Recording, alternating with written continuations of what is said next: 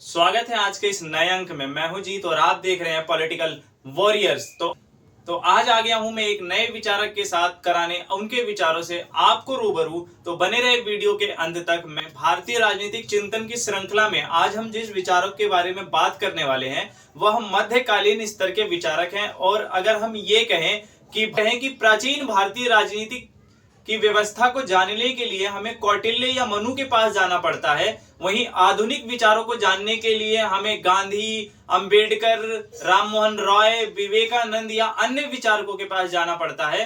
तो ठीक वैसे ही मध्यकालीन शासन व्यवस्था को जानने के लिए हमें अबुल फजल, जियाउद्दीन बर्नी या अन्य मुस्लिम चिंतकों के पास जाना पड़ता है और उनके विचारों को देखना पड़ता है कि आखिर उन्होंने जो है एक मध्यकालीन भारत में जब अपने विचारों को रेखांकित करने का प्रयास किया है, तो उस समय भारतीय व्यवस्था को अगर हम देखते हैं तो भारतीय राजनीतिक व्यवस्था एक तरह से ये कहें कि राजतंत्रों या आपसी लड़ाई के कारण बिखर चुका था। उस समय जो है भारत में जो मुस्लिम शासकों का प्रादुर्भाव हो चुका था और समय समय पर अनेक आक्रमण जो है भारत की राज व्यवस्था पर हो रहे थे, जिसके कारण विदेशों से जो है मुस्लिम जो शासक थे उनका प्रादुर्भाव भारत में देखने को मिलता है। और उनके साथ ही मध्यकालीन भारत का इतिहास जो है शुरू हो जाता है। के साथ ही भारतीय मध्यकालीन इतिहास जो है शुरुआत मान ली जाती है और वहीं से जो है भारतीय मध्यकालीन इतिहास के सामाजिक या हम ये कहें प्रशासनिक व्यवस्था के सांस्कृतिक व्यवस्था में जो आर्थिक परिवर्तन हमें देखने को मिलते हैं वो मुस्लिम शासकों द्वारा या मुस्लिम विचारकों द्वारा उनके विचार जो हमारे सामने आते हैं, हम उन विचारों के बारे में चर्चा करते हैं। तो इसी कड़ी में आज हम मध्यकालीन भारतीय राजनीतिक व्यवस्था को जानने के लिए जो महान मध्यकालीन विचारक पर चर्चा करने वाले हैं वो है अबुल फजल। अबुल फजल का बेसिकली अगर हम देखें तो मध्यकालीन विचारक के साथ इनका जो है जुड़ाव देखने को मिलता है। अबुल फजल जैसे जियाउद्दीन बर्नी जैसे विचारक जो हमारे सामने आते हैं, उन्होंने जो है दिल्ली सल्तनत के परिप्रेक्ष्य में अपने विचारों को विस्तारित किया है। लेकिन अगर हम जब अबुल फजल की बात करते हैं तो अबुल फजल ने एक मध्यकालीन में मुगल काल के शासन के दौरान खास करके अकबर के शासन काल को ही उन्होंने अपने विचार का आधार बनाया है और अकबर के शासन काल में होने वाले उन सभी विचारों के बारे में और उन सभी जो उस समय के घटित व्यवस्थित समाज में क्रियाएं हो रही थी, उन सभी समाज की क्रियाओं को ही समेटने का प्रयास किया है अपने विचारों में अबुल फजल ने। तो अबुल फजल जो एक बहुत ही अत्यंत वो प्राचीन भारतीय शासन में और आधुनिक भारतीय शासन में एक पुल का काम करते हुए मध्यकालीन विचारक हमारे सामने नजर आते हैं। जहां विचारक के नाम पे जियाउद्दीन बर्नी को हम देख सकते हैं या अन्य मुस्लिम विचारक जो हमारे सामने आते हैं, उन्हीं में एक नाम आता है अबुल फजल का। अबुल फजल का जन्म जब हम देखते हैं तो उनका जन्म जो है आगरा में हुआ था। पिता का नाम शेख मुबारक था। शेख मुबारक जो व्यक्ति थे वो काफी ज्यादा धार्मिक सहिष्णुता के पक्षधर थे और ज्ञानी व्यक्ति थे। साथ ही उनकी जो दृष्टिकोण था वो उदार दृष्टिकोण के व्यक्ति थे। उनका जो मत था वो सूफी मत के साथ था। जब भारत के संदर्भ में जब मुस्लिम लोगों का आगमन देखने को मिलता है तो क्या हुआ कि सूफी मत का भी प्रचलन काफी ज्यादा देखने को मिलता है। तो इसी सूफी मत के जो थे इनके पिता जो प्रभावी थे और प्रवर्तक या हम कह सकते हैं उनके समर्थक के तौर पर उनके पिता थे। जब हम अबुल फजल के बचपन के जीवन काल के दौर में देखते हैं तो बचपन इनका काफी कठिनाइयों भरा रहा। कठिनाइयों भरा इसलिए रहा क्योंकि उस समय के जो शक्तिशाली उलेमा थे या ये कह लें कि जो मुस्लिम शासकों को चलाने के लिए उनके गुरुओं द्वारा नियम प्रतिबद्ध किए जाते थे, उन गुरुओं ने ही इनके परिवार के साथ क्या किया, अपनी शक्ति का प्रदर्शन किया और इनके परिवार के ऊपर उत्पीड़न और शोषण किया, जिनसे क्या हुआ बाल्यकाल अवस्था में ही अबुल फजल के विचारों में कई ज्यादा हमें धार्मिक सहिष्णुता और राजनीतिक प्रभाव का परिदृश्य देखने को मिलता है, जिनके कारण यह एक ऐसे मुस्लिम विचारक बने जिन्होंने धार्मिक सहिष्णुता के अर्थ में राजनीतिक के क्षेत्र में भी गैर मुस्लिमों को जो है जगह देने का कार्य किया है। साथ ही इनके परिवार पर जब घोर अत्याचार हो रहे थे तो 1574 में फैजी जो थे एक व्यक्ति, उन्होंने क्या किया कि अकबर से जो है इनकी परिवार की सिफारिश की। तो अकबर ने क्या है इनके परिवार को जो है शरण दे दी। उसके बाद जो है इनका परिवार सुरक्षित हो गया और इन शक्तिशाली उलेमाओं से मुक्त हो गया। तो इन शक्तिशाली उलेमाओं से जब मुक्त हो गया इनका परिवार, तो इनके परिवार को एक तरह से अकबर का संरक्षण प्राप्त हो गया। तो संरक्षण मिलने के बाद ये क्या, अकबर के दरबारी बन गए अबुल फजल। और अबुल फजल ने जो उनके दरबार में कार्य किया, एक बीसी मनसबदार जो उस समय की व्यवस्था थी, एक बीसी मनसबदार से उन्होंने जो है अपने कार्य की शुरुआत की। और उसके बाद यह 1585 तक 1000 मनसब तक पहुंच गए। तो इस तरह से वो एक बीसी से 1000 मनसब तक अपने पद पर बने रहे। लेकिन क्या हुआ, अकबर के जाने के बाद और शहजादा सलीम के जो राजा बन जाने के बाद, अकबर जो थे वो धार्मिक सहिष्णु को पक्षधर मानते थे, लेकिन शहजादा सलीम जो थे वो कट्टरपंथियों के विचार में अपने विचारों से ग्रसित हो गए थे, जिसके कारण इन्होंने जो है 1602 में शहजादा सलीम के षड्यंत्र के कारण जो है अबुल फजल की मृत्यु हो गई। तो अबुल फजल के जीवन परिचय के बारे में हम इस तरह से जो है उनके कुछ भागों को देख सकते हैं। अबुल फजल का नाम जिसके लिए विख्यात है, उन्होंने जो है अकबर के शासनकाल को समेटने के लिए, अकबर के शासनकाल को पूरी तरह से व्यवस्थित रूप देने के लिए उन्होंने एक पुस्तक की रचना की। उनकी जो मुख्यतः रचना हमें देखने को मिलती है वो है अकबरनामा। उन्होंने जो है अकबरनामा की रचना की। अकबरनामा का नाम आते ही अबुल फजल का नाम आना बहुत ही ज्यादा अनिवार्य हो जाता है। या हम ये कह लें कि एक ही सिक्के के दो पहलू हैं, या अकबरनामा कह लें या अबुल फजल। अबुल फजल ने अकबरनामा में जो है इनके अकबर कालीन के, मुगल शासन कालीन के जो है व्यवस्थित तरीकों से चीजों को शामिल करने को प्रयास किया है। इस अकबरनामा को हम मुख्यतः 3 भागों में बांटते हैं। पहले भाग में जो है अकबरनामा के पहले भाग में उनके पूर्वजों के बारे में बताया गया है, जो अकबर के पिताजी थे हुमायूं, उनके बारे में और उनके पूर्वजों के बारे में इस पहले भाग में बताया गया है। जब अकबरनामा के दूसरे भाग में देखते हैं तो अकबर के शासनकाल के 46वें वर्ष तक के अकबर के शासनकाल के जो भी बातें रही, इस दूसरे भाग में जो है अकबरनामा के उसमें बताया अबुल फजल ने। तीसरे भाग में अबुल फजल ने आईने अकबरी के द्वारा जो है अबुल फजल के शासन प्रशासन व्यवस्था के बारे में बताया है। तो अकबरनामा विशेषकर जो लिखा गया वो शासन या प्रशासन अकबर कालीन व्यवस्था को समझने के दृष्टिकोण से लिखा गया। साथ ही इसमें पदानुक्रमिक जो व्यवस्था बनी थी उसके बारे में भी इस अकबरनामा में जिक्र किया गया है। साथ ही सैनिक ढांचा कैसा होगा और कर व्यवस्था राज्य की कैसी होगी, इस अकबरनामा पुस्तक में हमें देखने को मिलता है। इस आईने अकबरी को जो है 5 भागों में विभाजित किया गया है और हर भाग में जो है राज्य द्वारा किए गए कार्यों का अलग अलग विवरण दिया गया है। जहां हम पहले भाग में शाही विभाग के अंतर्गत आने वाले सभी कार्य जैसे हथियार, बंदूक, अस्तबल, सैनिक, इस तरह के जितने भी कार्य शाही विभाग के द्वारा किए जाते हैं, उन सभी चीजों का विवरण इन शाही विभाग के पहले भाग में दिया गया है। आईने अकबरी के दूसरे भाग में हम देखते हैं कि फौजी विभिन्न भाग, जो फौजी के अंतर्गत विभिन्न विभाग होते हैं, उन विभागों के अंतर्गत जो कार्य होते हैं जैसे वेतन, विवाह, शिक्षा, इन सभी के बारे में विस्तार से चर्चा की गई है। आईने अकबरी के तीसरे भाग में साम्राज्य के पदों की चर्चा की गई है, जैसे काजी, कोतवाल, कौन कौन लोग बनेंगे, इस तरह से रखा गया है। आईने अकबरी के चौथे भाग में हिंदू धर्म की नक्षत्र विद्या, दर्शन शास्त्र या चिकित्सा के बारे में बताया गया है। अबुल फजल ये पहले विचारक थे जिन्होंने हिंदू धर्म की अच्छी बातों को भी आत्मसात किया है और हिंदू धर्म के सहिष्णुता के पक्ष रूप में भी इन्होंने जो है आईने अकबरी में इसको स्थान दिया है। आईने अकबरी के 5वें भाग में अकबर के बुद्धिमान कार्यों का विस्तार पूर्वक चर्चा किया गया है। तो इस तरह से उन्होंने अकबरनामा के अंदर जो है विभिन्न तरीके से जो कार्य है अकबर के काल के, उन सभी को समावेश करने का कार्य अबुल फजल ने किया है। जब अबुल फजल के लेखन की शैली की बात करते हैं तो अबुल फजल की लेखन की जो शैली थी वो बाकियों की शैली से काफी अलग थी। जहां जियाउद्दीन बरनी एक कट्टरपंथी होने के साथ अपने विचारों का प्रदापन करते हैं, वहीं इन्होंने जो है अपने विचारों में काफी खुलेपन का प्रदर्शन किया है। इन्होंने जो पहला लिया है वो इनका जो लेखन का सिद्धांत था वो वर्णनात्मक तरीके का था, यानी कि वो किस तरह का था, डिस्ट्रक्टिव तरीके का था, जिससे कि वर्णन किया जा सके चीजों को। यहाँ ये बात मत भूलना कि ये जो है यूजीसी नेट की परीक्षा में इन सभी लेखन शैलियों के बारे में काफी ज्यादा पूछा जाता है, तो आप इस पर विशेष तौर पे ध्यान दें और इन सभी बातों को अपनी कॉपी में नोट डाउन कर ले।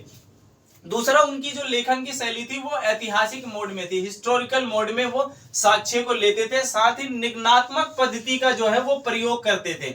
जहां जियाउद्दीन बर्नी ने अग्नात्मक पद्धति का प्रयोग किया है, वहीं अबुल फजल ने निगनात्मक पद्धति का प्रयोग किया है। उन्होंने अकबर को शीर्ष पर खड़े कर कर एकदम अकबर से शुरू करते हुए धीरे धीरे धीरे धीरे और वंश की बेली को आगे बढ़ाते हुए वो आदम काल तक पहुंचे हुए।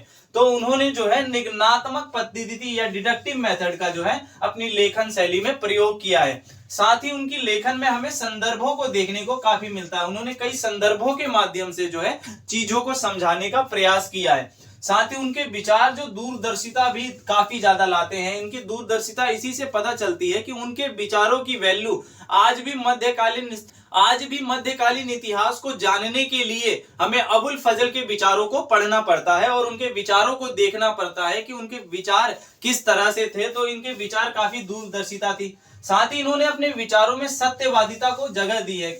किसी भी साक्ष्य को इन्होंने जो है अपने तरीके से नहीं लिखा है। जैसे कोई लेखक किसी चीज को लिखता है तो वो क्या करता है कि चीजों को देखा और उसने लिख दिया, लेकिन नहीं, इन्होंने सत्य का भी पता लगाया है कि जो चीजें देखने में मिल रही वो हालांकि सत्य है या नहीं है। अगर वो सत्य नहीं है तो उन्होंने जो है उसको जगह नहीं दी है।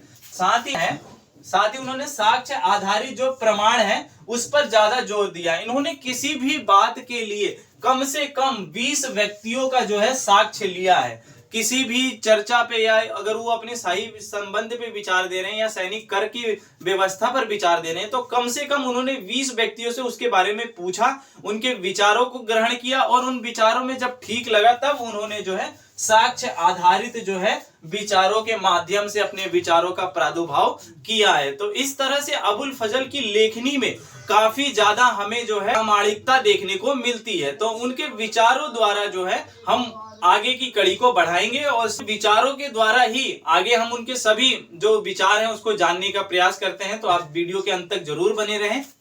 तो वीडियो को आगे बढ़ाते हैं और अबुल फजल द्वारा दिए गए उनके राजशाही संबंधी विचारों के बारे में जानते हैं। तो अबुल फजल के शासन तथा राजशाही पर दिए गए विचारों को जब हम देखते हैं तो देख पाते हैं कि जियाउद्दीन बर्नी दिल्ली सल्तनत का महान विचारक कहलाता है। वहीं जब हम अबुल फजल को देखें तो अबुल फजल मुगल काल के संदर्भ में एक अकबर काल के मुख्य तौर पर एक महान विचारक के रूप में हमारे सामने आते हैं। और उनके द्वारा दिए गए जो है राजशाही संबंधी विचारों के बारे में जब उनका पहला विचार हम देखते हैं तो उन्होंने जो पहला विचार दिया वो है बादशाहत या पादशाहत का दैवीय सिद्धांत।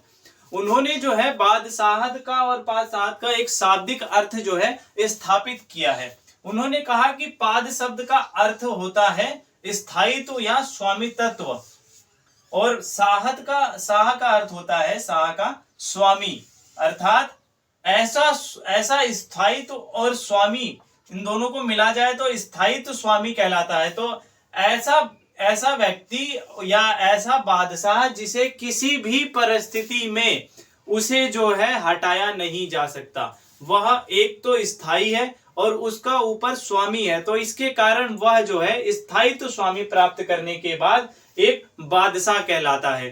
तो साथ ही उन्होंने बादशाह के संदर्भ में कहा कि बादशाह जो है वो सर्वोच्च है और सर्वोच्च होने के कारण किसी भी सामाजिक, आर्थिक, राजनीतिक, न्याय या धार्मिक जो भी चीजें हैं उन सभी पे जो है इसका अधिकार है और ये सर्वोच्च है इन सभी मामलों में। और इसके कारण बादशाह को इन्होंने इस भाषित किया है कि बादशाह स्थायी तो है, साथ ही उसे सभी चीजों पे अधिकार प्राप्त है, चाहे वो सामाजिक, आर्थिक, राजनीतिक, न्यायिक या धार्मिक कार्य हो। जब ये दैवीय सिद्धांत प्रतिपादित करते हैं, ये पहले उन्हें यह एक ऐसे विचारक हैं जिन्होंने जो है दैवीय सिद्धांत को प्रस्तुत करने का प्रयास किया है अकबर के संदर्भ में। इन्होंने कहा कि जो दैवीय सिद्धांत है, जो बादशाह है वह खुदा द्वारा भेजा हुआ व्यक्ति है, यानी खुदा का दूत है। खुदा का दूत होने के कारण उसे जो है फर्ज इज़्दी यानी खुदा की परछाई, जो खुदा की रोशनी निकलती है, उस रोशनी से जो है उस व्यक्ति का जो है आया है, और वो व्यक्ति जो है एक दूत के रूप में जो है काम करता है, और खुदा की देन है जिसके कारण उस व्यक्ति में धरती पर शासन व्यवस्था को करने के लिए ही उसका जन्म हुआ है। उसे खुदा ने इसलिए भेजा है क्योंकि जो धरती पे जो थे काफी ज्यादा अराजकता फैली हुई थी, और इन अराजकता को रोकने के लिए, शांति स्थापित करने के लिए खुदा ने जो है एक बादशाह को यहाँ पर भेजा, और उस बादशाह के भीतर जो है फर्ज इज़्दी एक रोशनी, खुदा की रोशनी जो है उसमें मौजूद होती है, और वो एक दूत के रूप में जो है काम करता है। खुदा की रोशनी फर्ज इज़्दी के कारण उस व्यक्ति में कुछ गुण जो है उस रोशनी के साथ जो है आते हैं। पहला क्या आता है कि जनता के प्रति उसका पिता के समान भाव हो। जैसे एक पिता अपने पुत्र को पालन पोषण करता है, ठीक उसी तरह एक राजा अपनी प्रजा का जो है पालन पोषण करता है। दूसरा उन्होंने बताया कि राजा का हृदय जो है वो विशाल होना चाहिए, उसका जो हृदय है सभी के लिए एक बराबर होना चाहिए। और तीसरा उन्होंने बताया कि अल्लाह में उसका विश्वास अटूट होना चाहिए, क्योंकि उसे खुद खुदा ने भेजा है, तो उसके प्रति उसे अशक्त नहीं होना चाहिए, उसमें उसकी अकूट श्रद्धा होनी चाहिए। चौथा उन्होंने बताया दुआएं और समर्पण, यानी वो जो है बुजुर्गों की सेवा करे, उनसे दुआ ले और स्वयं को समर्पित रखे उन सभी कार्यों में। तो इस तरह से उन्होंने जो है शासन तथा राजशाही में अपना पहला विचार जो दिया है बादशाहत का दैवीय सिद्धांत। अगला विचार जो देते हैं वो कहते हैं कि बादशाहत में छिपी है संप्रभुता। संप्रभुता से उनका तात्पर्य यह है कि जो बादशाह है वो बादशाह क्या है, खुदा का दूत है, उसे खुदा ने भेजा है धरती पर किस लिए, शांति स्थापित करने के लिए। और जब शांति स्थापित करेगा तो उसके अधीन जो जितने राज्य हैं वहां पर वो अपनी प्रभु सत्ता स्थापित करेगा, और इस प्रभु सत्ता स्थापित करने के लिए क्या करेगा, वहां पर जो है एक नियम, एक नियमांक का प्रादुर्भाव करेगा, साथ ही एक मार्गदर्शन के रूप में रहेगा, एक उद्देश्य के साथ कार्य करेगा और एक विचार को आगे बढ़ाएगा, जिससे उसके अधीन जितने भी राज्य हैं उन सभी राज्य ये सारे नियमों का जो है पालन करेंगे, जिससे क्या होगा, बादशाह की संप्रभुता जो है इससे प्रभावित नहीं होगी और उसकी संप्रभुता साफ तौर पर सामने आएगी। अगला उन्होंने कहा कि वो केंद्रीकृत निरंकुश राजतंत्र के पक्षधर थे। वो केंद्रीकृत थी उसकी सत्ता, क्योंकि ये सत्ता जो थी सारी सत्ता कहां जाके मिल जाती थी, बादशाह के पास, और बादशाह जो था वो संप्रभु था।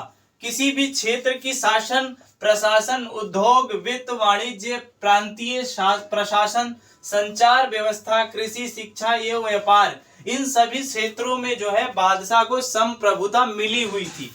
अगर हम धर्म के मामले में अकबर को देखें तो अकबर को जो था धर्म के मामले में भी संप्रभुता प्रदान थी, क्योंकि उसे इमाम ए आदिल कहा जाता था।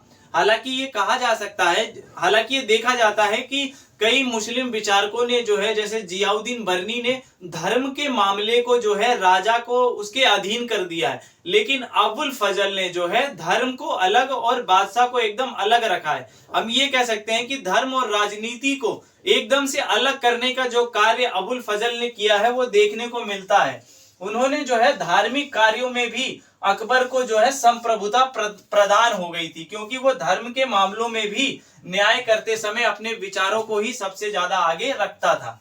अगर हम अकबर कालीन की राज्य की तुलना आधुनिक राज्य से करते हैं तो आधुनिक राज्य में जहां कार्यपालिका, न्यायपालिका और विधान पालिका, इन तीनों का कार्य अलग अलग है, लेकिन अकबर के काल में क्या था कि अकबर स्वयं कानून बनाता था, स्वयं कानून का पालन करवाता था और न्याय व्यवस्था भी वो स्वयं ही देखता था।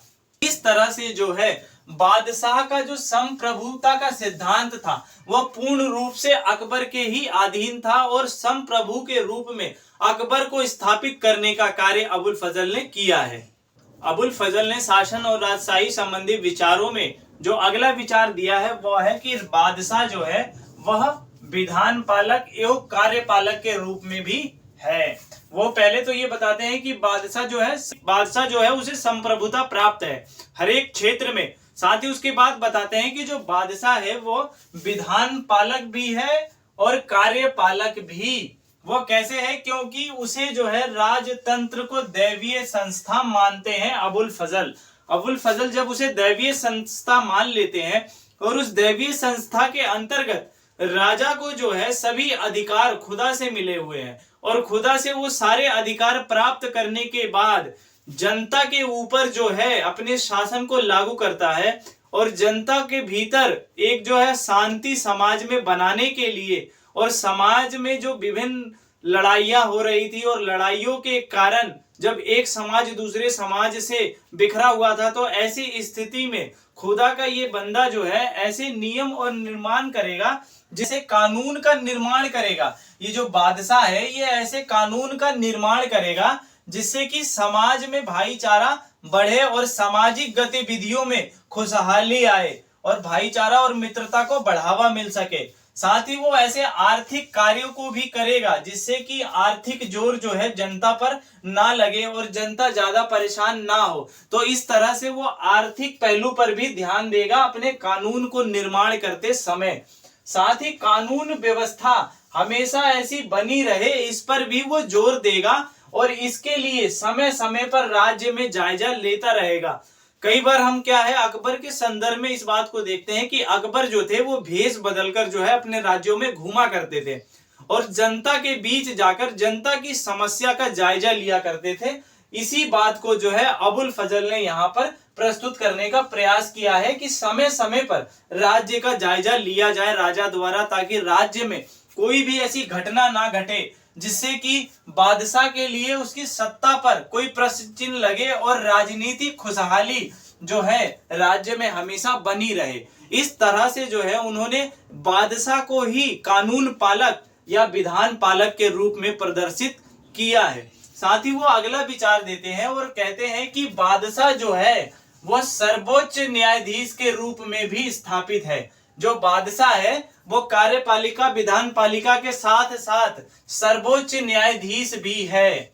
सर्वोच्च न्यायाधीश किस कारण है? क्योंकि अभी हमने पीछे चर्चा की कि सर्वोच्च अधिकार जो है वो बादशाह को मिले हुए हैं, साथ ही वो जो है खुदा का बंदा है और इसके साथ ही होने के कारण जनता के भीतर जो है न्याय करता है और पापियों को सजा देता है, जो अपराधी होते हैं उनको सजा देता है और सदैव निष्पक्ष रहने की सलाह अबुल फजल जो है बादशाह को देते हैं। वो कहते हैं कि बादशाह को कभी भी किसी भी परिवारवाद के संदर्भ में अपने निर्णयों को बदलने की आवश्यकता नहीं है, उसे सदैव निष्पक्ष रहना चाहिए। साथ ही न्याय के क्षेत्र में हमेशा पारदर्शिता होनी चाहिए ताकि जनता में कोई रोष ना हो और जनता के भीतर किसी प्रकार का कोई भय ना हो, जिसके कारण न्याय की व्यवस्था से जनता खुश रहे और बादशाह को भी अपने शासन चलाने में आसानी हो।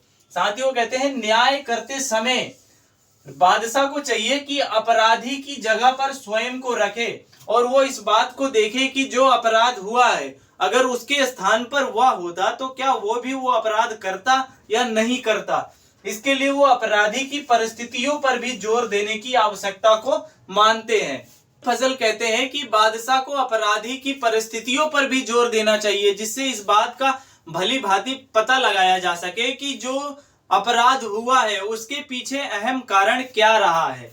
साथ ही वो कहते हैं कि जांच पड़ताल के द्वारा ही राजा को जो है अंतिम फैसले तक पहुंचना चाहिए। साथ ही जो अच्छे कार्य कर रहे हो जनता उन्हें क्या है पुरस्कृत करना चाहिए और जो गलत कार्य कर रहे हैं अपराधी हो उन्हें सजा देनी चाहिए। उससे क्या होगा, एक न्याय के रूप में जो है राजा स्थापित हो जाएगा और एक सच्चा न्याय कहलाएगा।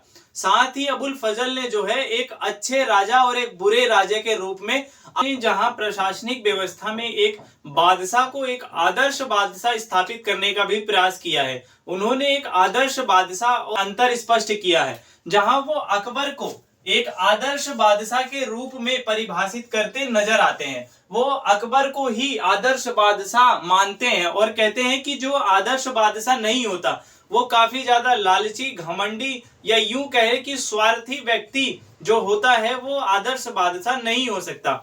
लेकिन आदर्श बादशाह होने के नाते उसके भीतर जो है 8 गुण होने बहुत ही जरूरी है। तभी वो व्यक्ति आदर्श बादशाह होता है। और इन 8 गुणों को वो जो है अकबर के भीतर पाता है और अकबर को अबुल फजल जो है एक आदर्श बादशाह के रूप में स्थापित करते हैं। वो कहते हैं कि अकबर जो है बाल्यकाल में ही उसकी जो किस्मत थी वो ऊंची किस्मत थी, पहला गुण था। दूसरा गुण, उसके पास दुर्लभ साहस है। तीसरा, विजय की शक्ति है, वो किसी की विजय के लिए अपनी शक्ति की इच्छा रखता है।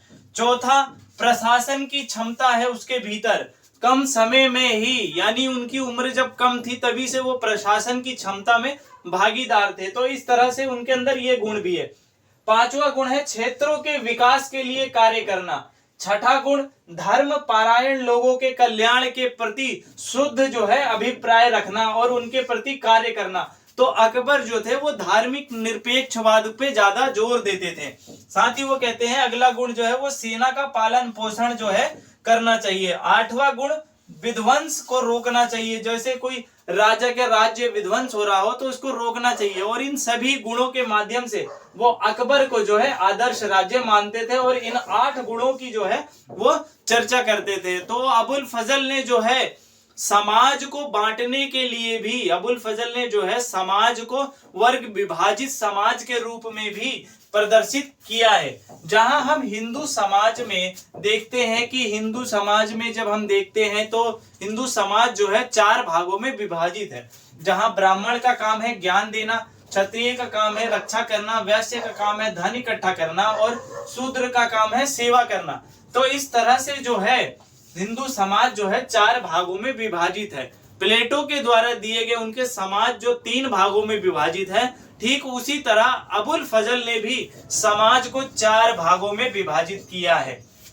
अबुल फजल कहते हैं कि ये पूरा समाज जो है उसको 4 भागों में बांटा जा सकता है। पहले भाग में वो जो है शासक वर्ग को लेते हैं। शासक वर्ग को कहते हैं वो जल तत्व से प्रभावित है, यानी शासक को जल की संज्ञा देते हैं। वो कहते हैं कि जल जिस तरह से बहते हुए सभी को पालन पोषण करती है, पेड़ पौधे प्रकृति सबको, ठीक उसी तरह शासक भी सभी वर्गों के लिए पालक पोषक करता है और किसी पे भेदभाव नहीं करता। दूसरे भाग में वो योद्धा या सैनिक को रखते हैं, जो कहते हैं वो अग्नि तत्व से है। कहते हैं सैनिक अपने दुश्मनों को अग्नि की तरह जलाकर राख कर देता है और यही अग्नि जो रक्षा जो प्रजा है उनके लिए जो है रोशनी का काम करता है। तीसरे रूप में वो शिल्पी व व्यवसायिक को रखते हैं। जो शिल्पी और व्यवसायिक होते हैं उनको हवा की संज्ञा देते हैं। वो कहते हैं कि इन शिल्पी और व्यवसायियों द्वारा बनाए हुए नगर के कार्य जो हैं, जो ये लोग जो कार्य करते हैं उसकी हवा खुदा की नेमतों से सुगंधित होते हुए पूरे समाज में फैलती है। और चौथे के रूप में वो किसान और श्रमिक को रखते हैं। वो कहते हैं कि ये लोग जो है वो पृथ्वी तत्व के समान है। वो कहते हैं किसान और श्रमिक दोनों ही पृथ्वी तत्व से जुड़े हुए हैं और किसान का कार्य भी जो है अन्न उगाना है और श्रमिक का काम भी मिट्टी में रहता है। तो इस तरह से ये दोनों जो है वो मिट्टी तत्व से हैं और समाज में इन चारों ही भाग को जो है उन्होंने आवश्यक माना है और पूरे समाज को 4 भागों में विभाजित किया है। तो इस तरह से अबुल फजल ने जो है शासन तथा राजशाही विचार पर अपने विचारों में इन सभी बादशाह के सर्वोच्च सिद्धांतों के बारे में बताया। कार्यपालिका, न्यायपालिका और न्यायिक सर्वोच्चता में बादशाह को सबसे आगे रखा है। साथ ही उन्होंने बादशाह का दैवीय सिद्धांत प्रतिपादित किया और एक आदर्श बादशाह के रूप में अकबर को स्थापित किया। साथ ही उन्होंने जो है समाज को 4 भागों में विभाजित किया है। तो इस तरह से उनके यह सारे विचार जो है राजशाही शासन व्यवस्था के अंतर्गत देखने को मिलते हैं। अब हम अबुल फजल द्वारा दिए गए उनके प्रशासनिक व्यवस्थाओं के बारे में भी चर्चा कर लेते हैं और उन विचारों के बारे में भी जानते हैं जिनमें प्रशासनिक व्यवस्थाएं शामिल हैं।